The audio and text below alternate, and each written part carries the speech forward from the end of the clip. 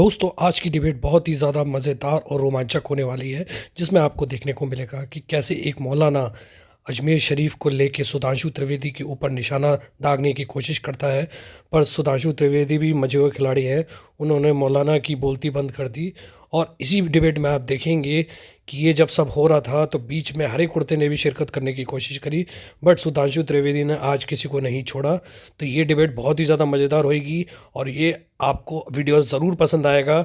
और इस वीडियो का आखिरी पार्ट तो बिल्कुल भी मिस मत करिएगा, अदरवाइज़ आप सबसे बड़ा रोमांच मिस कर देंगे। चालू करो बे। तो सुधांशु त्रिवेदी जी, अब हम सबको अपना डीएनए टेस्ट कराना होगा। और आप लोग मतलब कह क्या रहे हैं मुख्यमंत्री योगी आदित्यनाथ? अयोध्या है, संभल है, संभालना आप ही को है। और बीजेपी ना होती तो हिंदू मतलब डर में जीते, बीजेपी ना होती तो हिंदुओं का खैर नहीं इस देश में। चलो भाई देखो अब मैं क्या करता हूँ। मैं इतना कह सकता हूं कि अगर बीजेपी होती तो इस देश का विभाजन नहीं हो सकता था। अगर उस दौर में नरेंद्र मोदी होते और भारतीय जनता पार्टी होती और इतनी शक्तिशाली होती जितनी आज हैं, तो मैं दावे से कह सकता हूं कि देश की विभाजन चाहने वाली शक्तियों के हौसले पस्त हो गए होते। अब यहां मैं डीएनए की बात कहता हूं। देखिए, अखिलेश जी को कोई खोजने की जरूरत नहीं है। जो योगी जी ने कहा, इसलिए कहा कि इस देश में ऐसे लोग हैं जिनके वीडियो अवेलेबल हैं, जो कहते हैं हमने 800 साल इस देश पे हुकूमत की।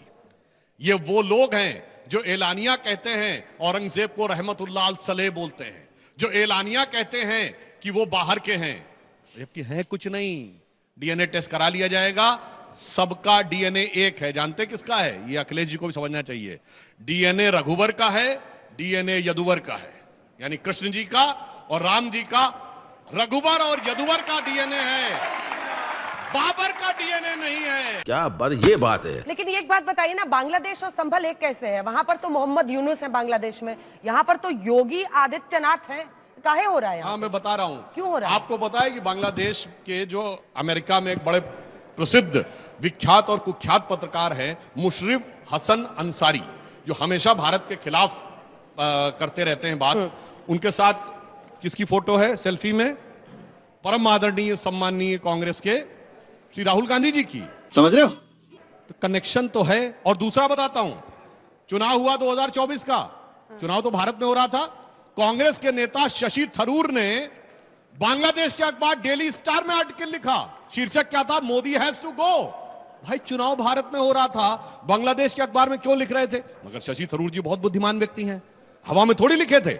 जाइए चेक करिए 2024 में सबसे बड़ी जीत किस कॉन्स्टिट्यूंसी में हुई है। असम की धुबरी सीट पर कांग्रेस के रकीबुल हसन 10,25,000 से जीते हैं, राहुल गांधी जी 3,62,000 से जीते हैं। और असम में जाइए, धुबरी को मिनी बांग्लादेश कहा जाता है, जहां बांग्लादेशी घुसपैठियों की सबसे ज्यादा संख्या है। धुबरी, बरपेटा, करीमगंज, वहीं सबसे बड़ी जीत। तो समझ जाइए क्यों लिखा था शशि थरूर ने आर्टिकल और क्यों खिंचवाई थी फोटो राहुल गांधी ने। अब समझ में आना चाहिए क्यों बोला है योगी जी ने। ये हुई ना बात। किसान यहाँ धरना दे रहा है कि हमारी एमएसपी की गारंटी मिल जाए। आप चाहते नहीं हो किसान पे बात हो, आप चाहते नहीं युवाओं पे बात हो, आप चाहते नहीं महंगाई बेरोजगारी पे बात हो, इसलिए आप लगातार धर्म के नाम पे राजनीति कर रहे हो, हमारे बीच में नफरत की आग बो रहे हो। सनातन के बारे में आप जानते नहीं हो, सनातन कभी नफरत की बात नहीं करता, सनातन हमेशा वसुधैव कुटुंब की बात करता है, सनातन प्रेम की भाषा की बात करता है। आप प्रेम की भाषा की बात करते ही नहीं हो, आप हमेशा लोगों को डिवाइड करना चाहते हो। किसी तरह सत्ता मिल जाए, किससे सत्ता मिल जाए? धर्म की राजनीति करके सत्ता मिल जाए। कभी डीएनए की बात करेंगे, तो एक सवाल आप भी दे दीजिए, मुझे तो लग रहा है आप अपने बारे में कह रहे हैं। इनके लिए कोर्ट का आदेश क्या है? अरे साहब, सुप्रीम कोर्ट का आदेश बदल दिया गया था शाहबानो केस में। तो शाहबानो की शहंशाही ऐसी अंगड़ाई ले रही है कि इनकी शान ऐसी अजीमुश शान है कि मैं तो ऊपर हूं कानून से, मेरे सामने कौन बोलने वाला होता है? पकड़े हैं। तो मैं आपके लिए कहना चाहूंगा, जो आप कह रहे हैं ना ताली नहीं बजी, तो आपके लिए, उन लोगों के लिए कहना चाहूंगा, मतलब आप उसमें नहीं, जो कट्टरपंथी हैं, कि अगर है खिलाफ तो खिलाफ होने दो। ये सब धुआं है, कोई आसमान थोड़ी है। माना खिलाफत है बहुत मजबूत, लेकिन हमारी तरह लिए हथेली पे जान थोड़ी है। राहत इंदौरी का शेर है ये। जो मेरे दिल में है वही सदाकत है। बिल्कुल, सभी के हमारे दिल में मुंह में तुम्हारी तुम्हारी जबान थोड़ी है। वो ये है अनुराग भदौरिया। क्या बात है सर। सवाल ये सुधांशु जी की जिम्मेदारी बनती है कि समस्याओं पे कुछ चर्चा कर लें। अगर आपको राहत इंदौरी के शेर सुनाने का इतना शौक है, कोई मुशायरा ज्वाइन कर लीजिए। इसकी माँ का ये वो लोग हैं जो हमें आपको लड़ा के लाशों पे राजनीति करना चाहते हैं और आप ताली पीट रहे हो इनकी राजनीति पे। हम बात कर रहे हैं बेरोजगारी महंगाई पे, बात कर रहे हैं डीएनए पे। फर्क देखिए इनके मेरे सोच में। हम बात कर रहे हैं किसान को एमएसपी की गारंटी इनको भी डराने लगे। ये बात किसकी कर रहे हैं? बांग्लादेश अब की। इनको भी डराने लगे। सुनिए, मैं एक मिनट मेरी बात पूछो। जल्दी पूरी बांग्लादेश में हिंदुओं पे अन्याय, एक मिनट रुकिए। बांग्लादेश में हिंदुओं पे अन्याय हो रहा है, हिंदुओं पे अत्याचार हो रहा है। सरकार भारतीय जनता पार्टी की है। ये पता सुबह उठ के क्या बोलते हैं? विपक्ष कुछ नहीं बोल रहा है, विपक्ष नहीं बोल रहा है। आप क्या कर रहे हो? झुंझुना बजा रहे हो सरकार में। रुक, तेरे को बताते तेरी माँ की। अखिलेश यादव का बयान दिखाइए आपके मुद्दे के ऊपर, महंगाई के ऊपर। कोई उन्होंने विधानसभा क्या में बात बोला? कर रहे हो? रोज बोलिए। सुबह शाम लोकसभा चिल्ला रहा में हूं। बोला, बोलिए। प्रेस कॉन्फ्रेंस में बोला, बोलिए। एक मिनट यही है, वहां पे बोलूं, संबल पे बोलेंगे, वहां डीएनए पे बोलेंगे, बोलूं, वहां संभाल मुस्लिम पे लेंगे। बोलेंगे, और यहाँ आके चिल्लाएंगे। नहीं बोल रहा हूं महंगाई बेरोजगारी। आप तो बोले भी नहीं। आप राहत इंदौरी पे चले गए थे। मैं महंगाई बेरोजगारी पे अरे बोल मैं रहा वही था। कह रहा हूँ, महंगाई की बात बताइए, बड़का नेता नहीं बोल रहा, बताइए, छुटका नेता आके चिल्ला रहा है। जिप और शॉट कह रहा है, का बड़का क्या होता है? सरकार आपकी है, सारा तंत्र आपका है। किसने आपको रोका है? खाली भारत में भाषण देके के बांग्लादेश के हिंदुओं पे अत्याचार। आगे बढ़िए, पूरा देश के मुसलमान आपके साथ है। बिठा दीजिए आचार्य, बांग्लादेश को। आचार्य। कौन मना कर रहा है आपको भाई? तेरा तो गेम बजाना पड़ेगा। बांग्लादेश के बारे में भारत सरकार का स्टैंड बहुत क्लियर है। विदेश मंत्रालय के सचिव ने एक नहीं 3 बार कहा है। और एक और बात समझिए, अगर ट्रंप ने भी ट्वीट किया है तो ऐसे ही नहीं किया है साहब। भारत में और विश्व में जब हिंदुओं का प्रभाव दिख रहा है, तब ट्रंप को समझ में आ गया बांग्लादेश में हिंसा हो रही है। मगर सुनिए, राहुल गांधी, अब सुनिए, अब एक बात और कह दूं। एक बात सर, अपने टर्न पे सर, इन्होंने कहा कि जय श्री राम का नारा लगा के कुछ गलत हो या अल्लाह अकबर का लगा के गलत हो तो वो गलत है ना, यही आपने कहा। मगर मैं पूरे अदब से कहना चाहूंगा, अल्लाह अकबर का नारा लगाकर तो मोहम्मद साहब के नवासों को भी काटा गया था। बात तो सही है। और तीनों खलीफा सर, और हजरत महाभारत अली में क्या हुआ जो था, सर? फजर की नमाज में सर, महाभारत में क्या हुआ था, सर? उनका सर काटा गया अल्लाह अकबर सर, कह के। महाभारत और में ये क्या मैं हुआ नहीं था, कह रहा सर? हूं, सुनिए, महाभारत अल्लाह में अकबर क्या अरे हुआ आपके बीच में बोला क्या उन्होंने? चुप रहिएगा, बताना तो चुप रहिए। बता रहा हूं, सुनिए तो। आप करबला चलेगा, महाभारत नहीं जा रहे भाई, आप। क्या तरीका है? नहीं, हम आप तो करबला लीडर चलेगा, बोल रहे थे। महाभारत नहीं जा रहे। परेशानी हो रही है। अब महाभारत की बात नहीं करते, करबला की बात करते। चुप कर बे कुत्ते।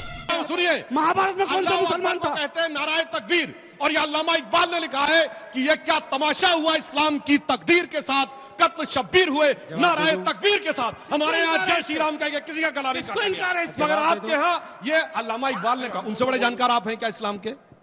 भाई नहीं है ना। सुधांशु जी, अजमेर शरीफ पे हाथ डाल करके भाजपा ने बहुत बड़ी गलती कर दी है।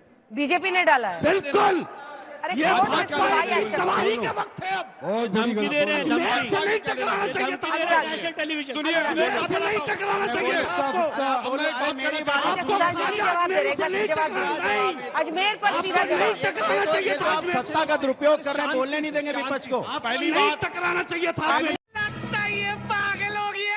ठीक नहीं किया है कह रहे हैं वो। सुनिए, पहली आपको नहीं बात, टकराना चाहिए अच्छा, था बस, अजमेर। बस। लगातार बोल रहे हैं भाई। पहली बात, उसका भाजपा से कोई लेना देना नहीं है। एक लाइन में बोलो, फिर हमें एक बोलना। लाइन में सुनिए। भाजपा के हो ही नहीं। अरे भाई आप लोग ही डिस्टर्ब करते, सबको दिख रहा है दंगाई मौलाना राजनीति में साहब, कौन बहस कर रहा है। मौलाना साहब बस अब सुनिए, अब मैं बताता हूं। थामिए। ये मैं नहीं कह रहा हूं, सईद बुखारी की हदीस है जो कहता है कि जो पक्की कब्र है वो कुफ्र है। और इसमें प्रोफेट मोहम्मद साहब को कोट किया गया है कि पक्की कब्र होनी नहीं चाहिए, इसलिए उसको समतल कर देना चाहिए। अच्छी बात कही आप। और इस पे जाकिर नायक का वीडियो भी अवेलेबल है, पूरी बात सुन लीजिए। और इसलिए दरगाहें कुफ्र है, इस पे एक नहीं दर्जनों फतवे हैं।